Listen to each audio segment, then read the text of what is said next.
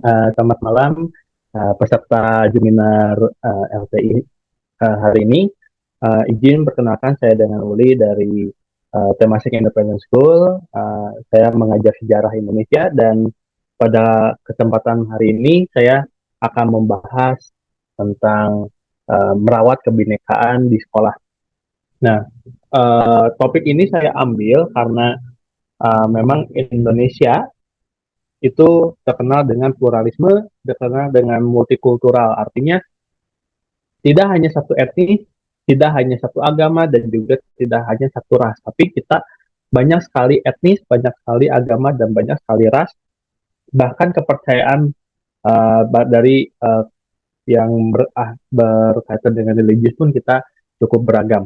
Sehingga uh, topik yang menarik ini kita ambil sebagai suatu bahan diskusi. Karena memang ini sering digaungkan bahwa Indonesia itu terkenal dengan persatuan kesatuan dan juga ideologi Pancasila ini yang betul kata Misusan katakan bahwa ideologi Pancasila ini yang memang bisa menyatukan adanya perbedaan pluralisme yang ada di Indonesia seperti itu.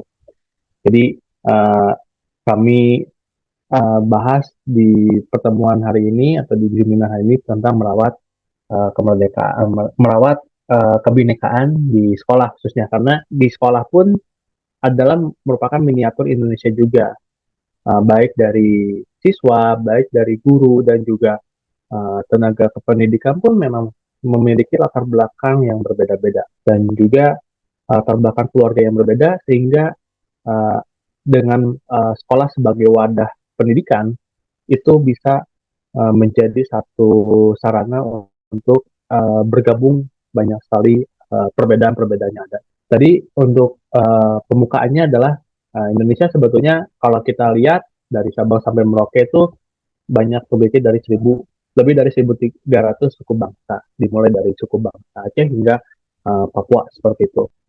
Kemudian juga di Indonesia pun kita memiliki keberagaman dalam segi religi atau agama yang diakui di Indonesia itu baru 6 agama: Islam, Kristen Katolik, Kristen Protestan, Hindu, Buddha, dan Konghucu, dan ditambah lagi kepercayaan yaitu percaya pada Tuhan Yang Maha Esa. Jadi dari segi religi pun kita memiliki banyak jenisnya, begitu. Dan juga dengan tersebarnya pulau di Indonesia pun di situ banyak sekali merawat kebinekaan ini kita bahas seperti itu.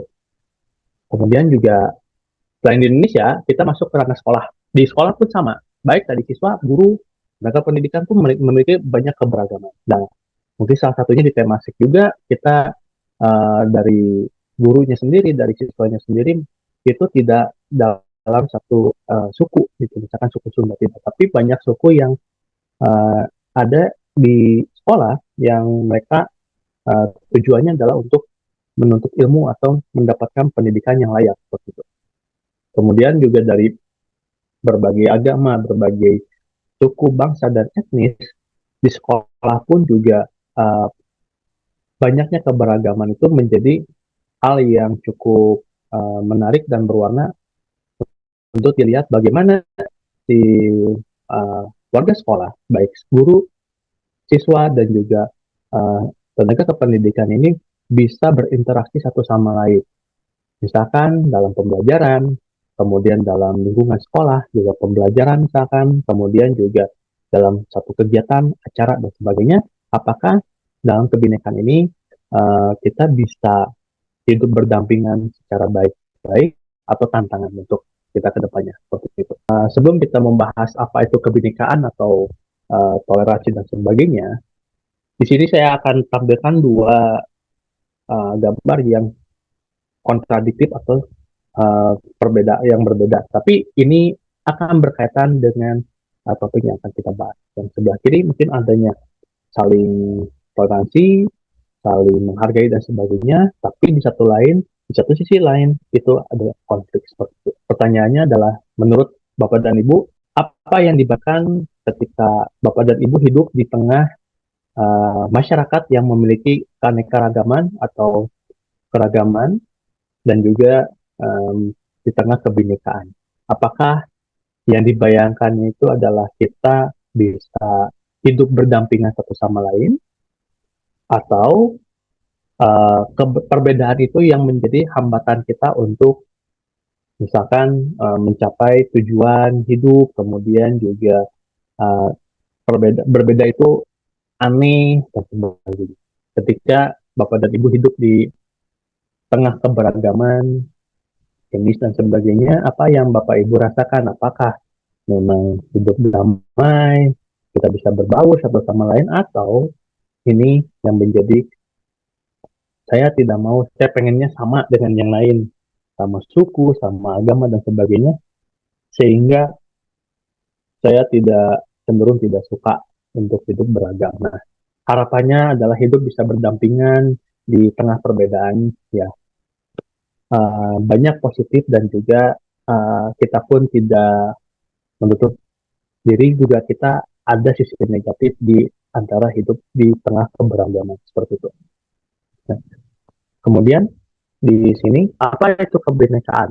Nah, ketika kita berbicara tentang bineka, bineka itu sebetulnya diambil dari yang di dalam kitab Sutasoma, yaitu Bhinneka Tunggal Ika, karena melihat bahwa pada saat itu di zaman kerajaan yang bercorak agama, baik agama Hindu pada saat itu yang sedang banyak, yang sedang mendominasi, dan juga ada kerajaan Buddha, itu memang masyarakat yang ada itu cukup beragam, cukup berbeda-beda seperti itu. Sehingga memang untuk menyatukan Indonesia ini, kita memang harus fokus kepada kebinekaan, supaya harapannya adalah perbedaan ini bisa kita saling rangkul dan kita bisa saling ikat seperti itu. Nah, kalau kita lihat di dalam kutipan ini bahwa kebinekaan itu diambil mengadaptasi konsep multikulturalisme, yaitu adanya kesediaan untuk menerima kelompok lain secara sama dan sebagai kesatuan tanpa memperdulikan perbedaan budaya, etnik, gender atau jenis kelamin, agama, bahasa ataupun agama seperti itu. Kebinekaan dibatasi oleh ruang lingkup keberagaman yang bersifat produktif, terutama etnis, agama, dan budaya. Jadi dibatasinya itu bersifat yang memang tidak bisa dirubah, karena itu memang sifat bawaan dari lahir. Jadi memang mengadaptasi dari konsep multikulturalisme, multi kebudayaan, multi etnis dan sebagainya. Jadi Bhinneka ini bisa diambil dari sebuah definisi bahwa kita berbeda itu memang sebagai ciri khas dan juga sebagai bentuk variasi. Tapi bukan berarti kebinekaan ini menjadi satu sandungan. Kemudian, nah, kalau misalkan saya lihat di sini bahwa kebinekaan itu adalah merupakan anugerah Tuhan. Karena Tuhan menciptakan berbagai macam uh, jenis gitu. Jenis ras, jenis tempat tinggal, manusia berdasarkan tempat tinggal, kemudian bahasa sebagai alat komunikasi, agama dan sebagainya itu untuk dijaga dan dilestarikan. Kemudian juga manusia sebagai sebuah makhluk sosial yang memang manusia itu tidak bisa hidup untuk sendiri, tapi manusia itu dia harus membutuhkan manusia lain untuk menjalani hidup. Artinya bahwa memang kita bisa hidup sendiri, namun uh, kita akan mengalami banyak kesulitan dibandingkan ketika manusia itu hidup saling berdampingan, saling membantu satu sama lain. Jadi bisa dikatakan bahwa manusia sebagai makhluk sosial, dan juga kalau kita lihat dari segi kognitif pun ada diambil salah satu dari kecerdasan majemuk dari Howard Gardner, bahwa manusia itu dia memiliki keterampilan interpersonal. Artinya dia bisa berhubungan dengan manusia yang lain itu secara baik, dan juga uh, secara sosialnya pun kuat seperti itu. Jadi memang dari kebinekaan ini kita bisa lihat bahwa dari secara definisi perbedaan itu bukan sebuah halangan buat kita untuk hidup secara berdampingan. Mungkin gambar ini bisa mendeskripsikan bahwa realita dari adanya kebinekaan sport. Kita bisa ambil dua sisi, bahwa kebinekaan itu selain tadi kita bisa berbaur, kita tidak memperdulikan misalkan agama apa yang dianut oleh seseorang, tapi kita bisa berkomunikasi, kita bisa saling membantu, sambil menolong, kemudian sambil uh, berdiskusi, bertukar pikiran dan sebagainya. Namun di satu sisi yang mungkin banyak uh, kejadian atau banyak kasus yang ada di Indonesia bahwa memang uh, dengan adanya perbedaan dari keberagaman ini, itu pun memicu konflik seperti itu. Yang paling banyak yang di Indonesia adalah konflik yang beridentitas agama dan juga konflik yang berkaitan dengan etnik, gitu, suku, kesukuan seperti itu. Nah, kalau di sekolah itu seperti apa? Apakah uh, kondisinya sama seperti yang ada di Indonesia atau di masyarakat pada umumnya? Ya, mirip-mirip. Kalau di sekolah itu biasanya yang paling ringan adalah yang kita paling bisa yang bisa mudah temukan adalah bullying.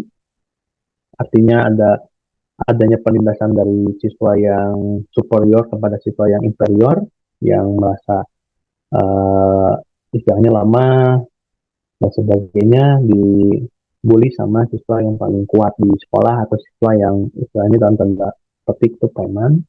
Kemudian juga menyelutnya adalah isu agama di dalam sekolah pun juga bisa, karena isu agama itu sangat sensitif sehingga bisa saling terpicu ketika ada salah satu mungkin salah satu siswa yang menyinggung secara tidak sengaja atau secara sengaja dengan agama seperti itu.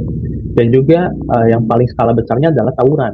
Nah, biasanya kalau misalkan realita di sekolah itu yang terjadi konfliknya itu adalah biasanya antar sekolah, tawuran misalkan, atau misalkan salah satu siswa di sekolah dia ikut geng motor, misalkan dia ingin timbul rasa eksistensinya diakui oleh orang lain sehingga dia menyerang sekolah lain dengan membawa pasukan yang banyak dan sebagainya. Jadi ini yang menjadi sebuah realitas bahwa kebinekaan itu memang harus selalu digaungkan, selalu dibahas, selalu didiskusikan, selalu kita pegang teguh.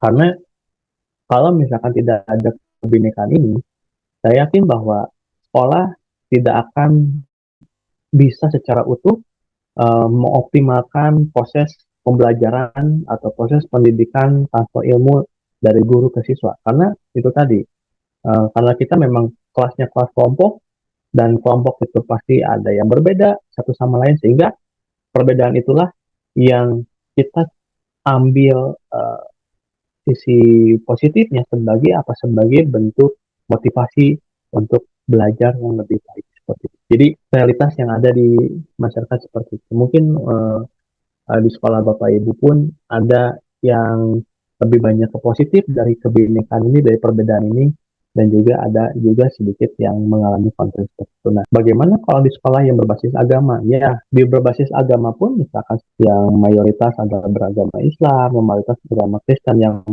menjadikan agama lainnya sebagai sebuah minoritas pun memang kadang terjadi konflik, tapi tidak besar, karena di institusi pendidikan kita sebagai pendidik, sebagai guru, dan juga sebagai apa, bertanggung jawab di bidang pendidikan itu menekankan bahwa jangan sampai di dunia pendidikan ada konflik, terutama apalagi konfliknya adalah yang berkaitan dengan sara, suku, agama, ras, dan juga kelompok, antar kelompok seperti itu. Sehingga dengan adanya di sekolah-sekolah misalkan berbasis agama ini, itu peran guru itu yang memang lebih penting, karena uh, peran guru untuk menjaga apa, supaya kondisi sekolah itu bisa menjadi stabil, memang diperlukan untuk menjaga agar kebinekaan ini tetap terus ada seperti itu. Itu kita melihat realitasnya. Kemudian bagaimana sih untuk merawat dari kebinekaan ini? Nah, untuk merawatnya sendiri kita uh, bisa diambil dari segi pemerintah maupun dari segi sekolah seperti itu. Nah, dari pemerintah sendiri bahwa pada generasi pada kebijakan pemerintah sekarang saat ini, Pak Nadiem Makarim mencetuskan bahwa kita beralih dari kurikulum 2013 menjadi Merdeka Belajar. Artinya dalam Merdeka Belajar ini siswa tidak lagi dibebankan oleh kurikulum, dan juga guru pun juga tidak dibebankan oleh kurikulum, tapi kurikulum ya guru bisa membuat dengan kebutuhan. Kan dari Pak Nadiem adalah dalam Merdeka Belajar itu salah satunya adalah para pelajar di Indonesia itu harus memiliki keterampilan profil pelajar Pancasila atau biasa disingkat P5 seperti itu. Nah, kenapa? Karena melihat bahwa realita pelajar yang ada di Indonesia saat ini bahwa masa remaja adalah masa yang biasanya berapi-api gitu. Artinya masa yang dimana mereka itu sedang mencari identitas dan ingin diakui sebagai saya seorang remaja dan ingin diakui oleh orang lain seperti itu. Bisa dibawa ke hal yang positif dengan hal yang berprestasi, misalkan aktif ikut kompetisi, aktif ikut kejuaraan, misalkan olimpiade dan sebagainya. Tapi tidak menutup kemungkinan juga mereka mengambil hal sisi negatif, misalkan dengan nongkrong di warung, kemudian ikut di motor, kemudian misalkan ikut tawuran dan sebagainya, yang mencerminkan bahwa pelajar ini perlu diarahkan ke hal yang positif. Maka salah satu hal yang menjadi solusi dari Beriputistek adalah dengan menjadikan para pelajar Indonesia itu harus sesuai dengan profil pelajar Pancasila yang diambil dari kelima sila itu. Untuk apa? Untuk memperbaiki remaja-remaja yang ada di Indonesia agar mereka itu memiliki keterampilan, memiliki cinta tanah air, dan juga dia saling toleransi dan juga berkebinekaan global seperti itu. Nah, dengan sekolah sebagai sarana untuk transformasi adanya kebinekaan inilah yang menjadi sebuah harapan bahwa Indonesia bisa lebih baik ketika penerapan kebinekaan atau merawat kebinekaan ini berada dalam sekolah. Artinya dari sejak TK atau sejak SD, para pelajar kita mulai dikenalkan dengan karakter-karakter yang berkaitan dengan Pancasila, terutama pada kebinekaan. Dengan harapan apa? Dengan harapan orang-orang di masa depan nanti, ketika mereka, para pelajar kita akan menjadi seorang pemimpin di Indonesia masa depan, itu mereka bisa menciptakan kedamaian yang ada di Indonesia saat itu. Jadi memang hal yang paling pas untuk bagaimana kita untuk merawat kebinekaan ini adalah dalam melalui pendidikan sebagai salah satu media yang cukup efektif dan cukup besar untuk menanamkan. Jadi Pak Nadiem sendiri untuk menyusun kurikulumnya adalah tidak hanya kurikulum berbasis materi, tapi di dalam materinya pun diwajibkan mereka untuk membuat produk atau project gitu.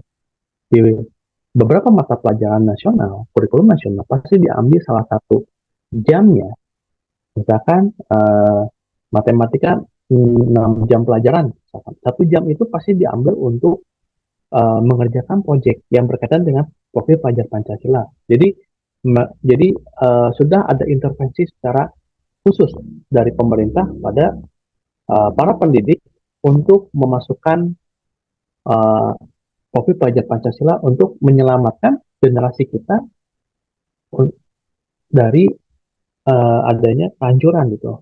Kenapa sih saya bisa menyebutkan kehancuran?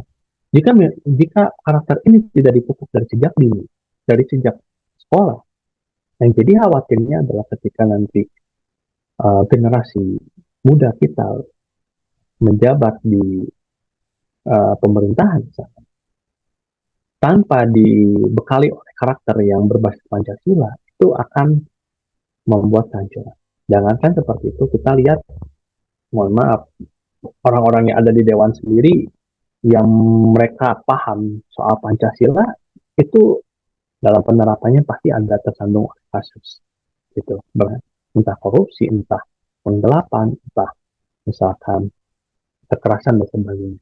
Nah, ini menjadi cerminan bahwa jika kita tidak uh, ada berintervensi dari pendidikan untuk menguatkan karakter bangsa, itu yang menjadi kekhawatiran generasi muda kita ke depannya bisa lebih parah dari sebelumnya seperti itu. Jadi itu dari segi pemerintah, dari Pak Nadiem mencanangkan Pancasila sebagai salah satu bentuk pendidikan karakter. Memang kalau dari kurikulum sebelumnya kita juga sudah ada 16 pendidikan karakter yang memang itu terintegrasi masuk ke dalam sekolah. Tapi yang jadi masalahnya adalah pendidikan karakter ini terfokus pada kita menyelesaikan materi, mengejar materi, sehingga penanaman karakter ini terkadang bisa dilupakan juga gitu. Karena kita fokus untuk mengejar materi pelajaran sampai beres. Nah, pada kebijakan sekarang, itu diwajibkan sekolah itu pasti membuat satu kegiatan yang berkaitan dengan topik pelajar Pancasila. Dan ini mulai dilakukan serentak sejak tahun kemarin seperti itu.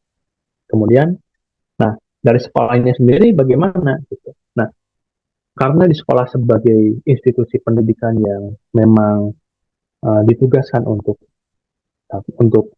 transformasi keilmuan untuk pendidikan, sekolah pun juga diwajibkan untuk menanamkan karakter atau mendidik karakter siswa supaya ketika siswa kita lulus itu siswa kita bisa hidup mandiri dengan apa yang dibekali oleh sekolah, baik dari segi ilmu maupun karakter.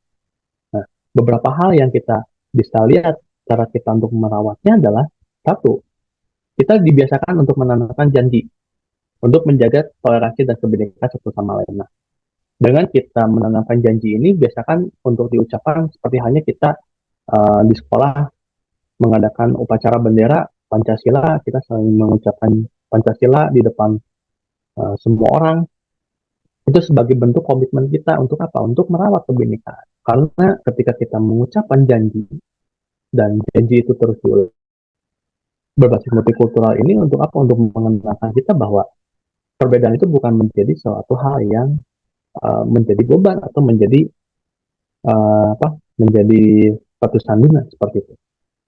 Mungkin bisa dalam bentuk apa? Kita belajar untuk multikultural, misalkan kita bisa dalam bentuk outing class, misalkan keluar, kita melihat bahwa masyarakat hidup di luar sekolah pun tidak seberuntung kita dan kita bisa menyalurkan misalkan semacam charity misalkan atau bakti sosial misalkan. Kemudian juga kita mengenal budaya-budaya yang ada di uh, tempat lain di daerah lain seperti itu.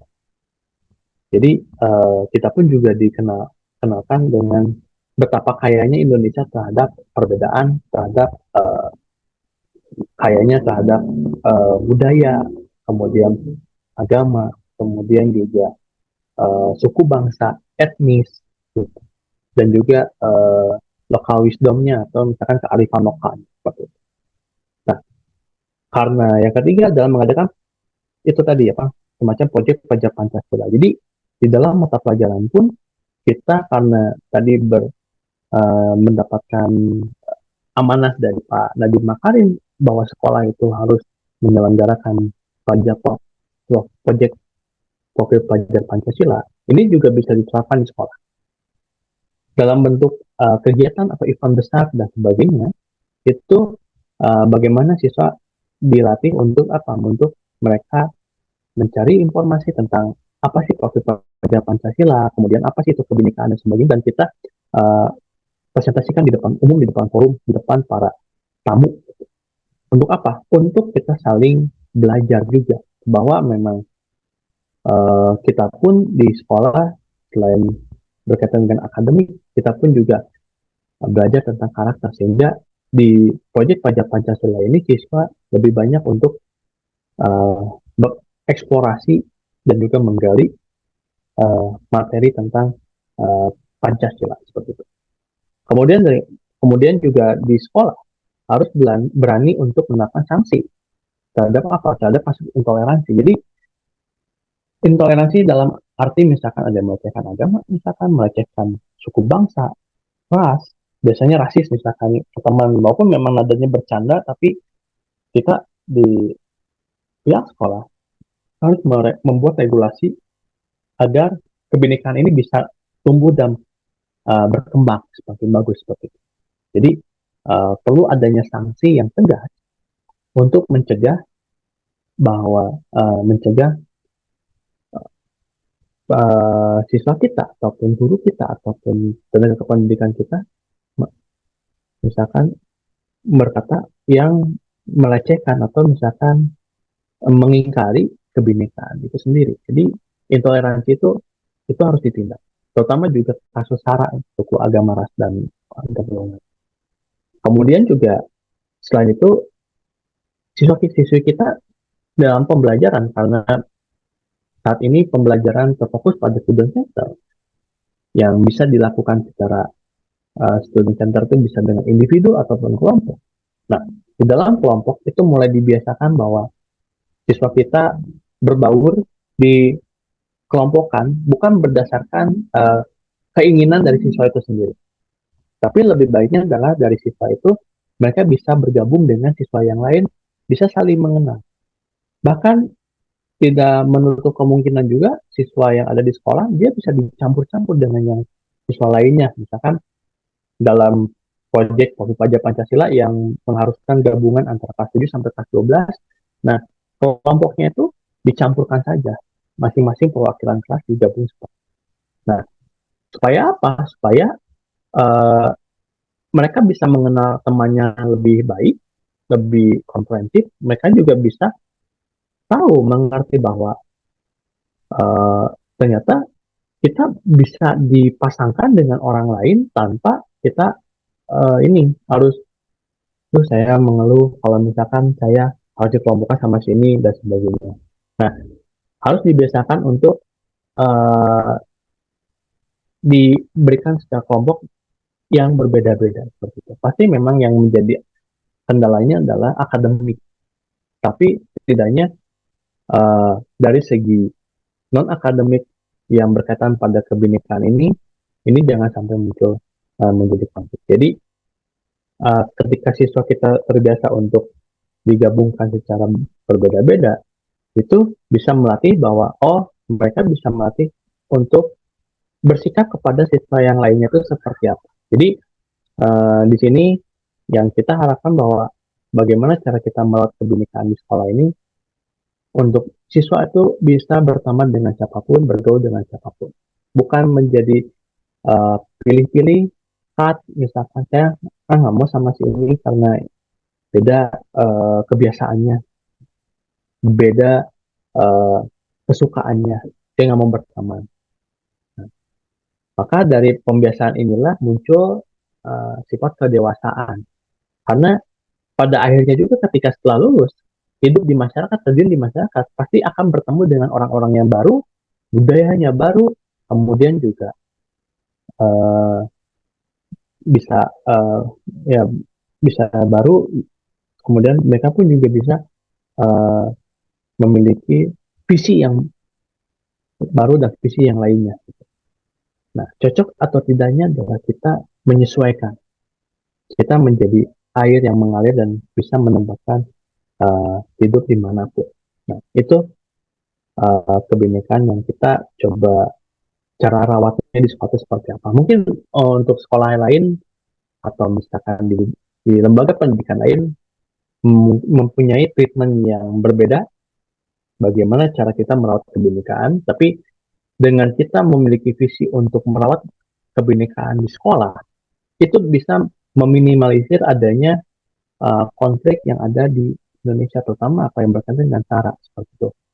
Walaupun kita terlihat baik-baik saja, mungkin di dunia digital itu uh, saling saling mengejek dan sebagainya, terutama para SJW untuk berusaha untuk memecah belah Indonesia melalui opini atau memiliki pandangannya itu sedang masif dan dikhawatirkan bahwa kalau murid-murid kita atau generasi muda kita tidak dibekali dengan merawat kebinekaan ini, mereka bisa terprovokasi menelan mentah-mentah informasi yang belum tentu itu kebenarannya, itu akan menjadi ancaman ke depannya seperti itu. Jadi memang merawat kebinekaan itu buat saya pribadi adalah ini adalah dibutuhkan upaya bersama seperti itu. Tidak oleh budaya, tidak merupakan upaya dari satu orang seperti itu. Itu untuk bagaimana cara kita. Mungkin itu tadi saya kembalikan. Di tempat yang lain pun mereka membuat apa melakukan treatment yang berbeda-beda. Tapi ketika satu visi yaitu merawat kebinekaan, saya rasa masa depan Indonesia itu akan lebih baik dan bisa menjadi contoh yang baik untuk negara lain seperti itu. Nah, kemudian merawat kebinekaan itu harus oleh siapa gitu. Nah, merawat kalau misalkan tidak oleh kita, oleh siapa lagi? Jadi yang namanya kita untuk merawat atau kita untuk hidup di dalam keberagaman itu, kalau misalkan kita tidak sendiri yang melakukan, menunggu orang lain itu pasti tidak akan berjalan. Maka kita sebagai pelajar, sebagai orang yang berpendidikan, sebagai warga negara Indonesia yang peduli akan keragaman, itu kita mulai untuk menanamkan kebinekaan atau menanamkan sifat-sifat yang uh, mendukung toleransi, mendukung keberagaman yang ada di ini. Artinya, uh, kalau misalkan tidak oleh kita, kita menunggu orang lain pun sama, mempunyai pemikiran sama dengan kita, tidak mau bergerak, sampai kapanpun kebinekaan ini tidak akan muncul. Nah, warisan dari para pendahulu kita, para presiden sebelum kita yang mereka berusaha untuk menyatukan uh, perbedaan yang ada di Indonesia melalui Sumpah Pemuda misalkan, melalui proklamasi kemerdekaan misalkan, janji untuk ya kita menjadi satu Indonesia ini adalah perjuangan yang berat. Nah, kita sebagai generasi yang hidup di zaman sekarang itu kita hanya meneruskan spirit mereka, menjaga agar eksistensi Indonesia ke depannya tetap utuh dan tetap uh, ada. Jangan sampai dengan hilang kebinekaan ini dan juga hilangnya uh, karakter Indonesia yang ramah, yang toleran dengan orang lain, itu uh, menjadi sebuah ancaman bahwa negara itu bisa hilang kalau misalkan kita mengabaikan kebinekaan. Nah, tadi yang dibawa, apakah harus menunggu peristiwa-peristiwa demi peristiwa agar kita bisa sadar? Nah, kalau bisa untuk merawat kebinekaan ini kita jangan sampai menunggu peristiwa buruk terjadi. Sebisa mungkin kita mulai sadar bahwa dalam merawat kebinekaan ini adalah tugas kita bersama, bukan tugas satu orang. Jadi uh, menjadi statement penutup untuk merawat kebinekaan ini adalah untuk merawat toleransi, merawat kebinekaan ini itu adalah tugas kita semua.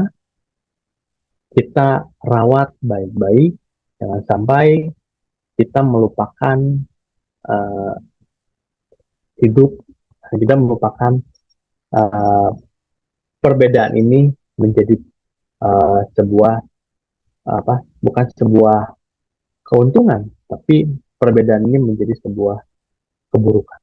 Nah, kita jangan seperti itu. Jadikanlah perbedaan Indonesia ini, perbedaan uh, baik secara individu, kelompok yang ada di sekolah maupun di luar sekolah, menjadi salah satu nilai plus, nilai yang sangat bermakna untuk bagian hidup kita ke depan seperti itu. Itu mungkin sedikit materi diskusi dari saya. Kita sebagai warga negara Indonesia memiliki hak penuh, memiliki kewajiban penuh untuk merawat kebinekaan. Kalau misalkan tidak oleh kita, oleh siapa lagi? Jadi kita berusaha untuk sekuat mungkin, untuk sebaik mungkin, untuk tetap mempertahankan kebinekaan yang ada di Indonesia. Oke, luar biasa. Terima kasih semuanya.